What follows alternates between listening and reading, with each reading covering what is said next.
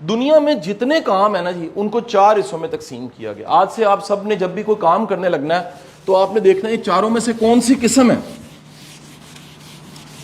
जो मैं करने लगा हूं जी। ये प्रोडक्टिविटी की छोटी सी थ्योरी पढ़ाने लगा हूं आपको मैं। कामों की एक किस्म है, ये पहली किस्म है जो अर्जेंट भी होते हैं और इंपॉर्टेंट भी होते हैं।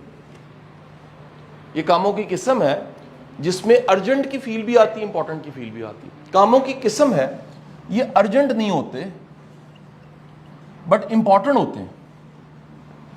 कामों की किस्म है जो अर्जेंट होते हैं बट इंपॉर्टेंट नहीं होते। और कामों की किस्म है ना वो अर्जेंट होते हैं और ना वो इंपॉर्टेंट होते हैं। अभी तक की दुनिया की प्रोडक्टिविटीज की थ्योरी ये कहती हैं कि ज्यादा वो प्रोडक्टिव लोग हैं जो जिंदगी में ये वाले क्वाड्रेंट में ज्यादा रहते हैं, और जो लोग ज्यादा इसमें रहते हैं या वो कौमें जो इसमें रहती हैं वो रिएक्टिव होती हैं। जो इसमें रहती हैं वो प्रोएक्टिव होती हैं।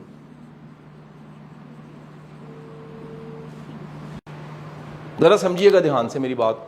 एक बंदे के दांत में दर्द है और वो लौंग रख के दबाता है, थोड़ा सा रिलीफ मिलता है, या एक स्प्रे करता है, रिलीफ मिलता है। वो कहता है यार चेक करवा लूंगा मैं। क्या ये अर्जेंट है? पेन खत्म हो गई है। क्या ये अर्जेंट है? क्या इंपॉर्टेंट है? क्या है?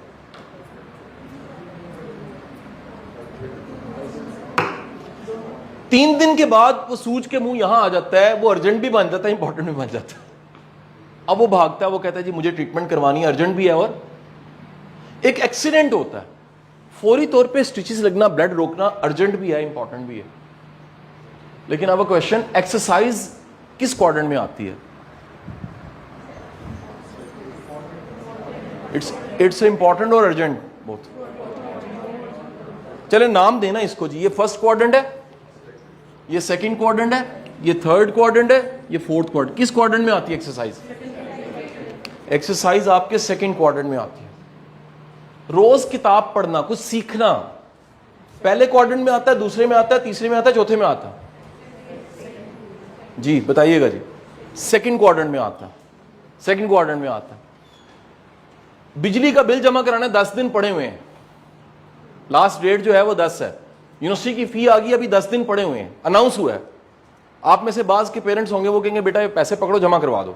10 दिन पड़े हैं तो क्या हुआ, टाइमली जमा करवाना चाहिए।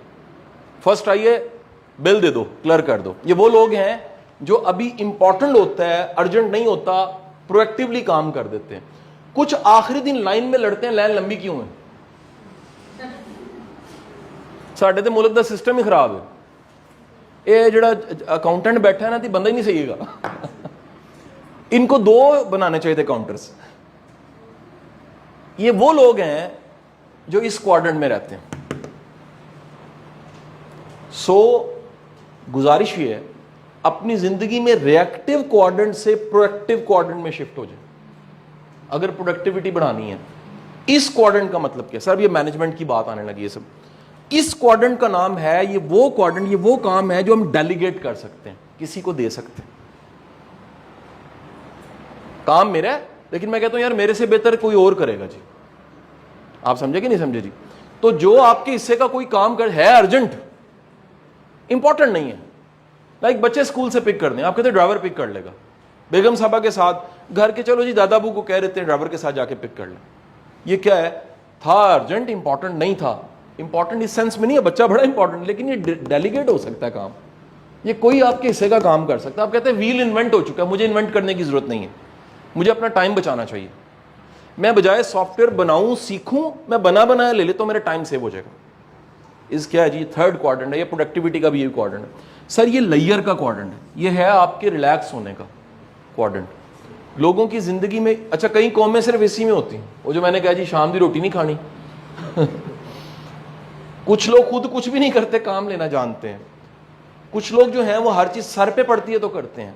कुछ लोग वो हैं जो रोज कुछ ना कुछ ऐसा करते हैं, ये जरा आखिरी जुमला बड़ा इंपॉर्टेंट है, रोज कुछ ना कुछ ऐसा करते हैं जिसका शाम को नतीजा नहीं मिलता।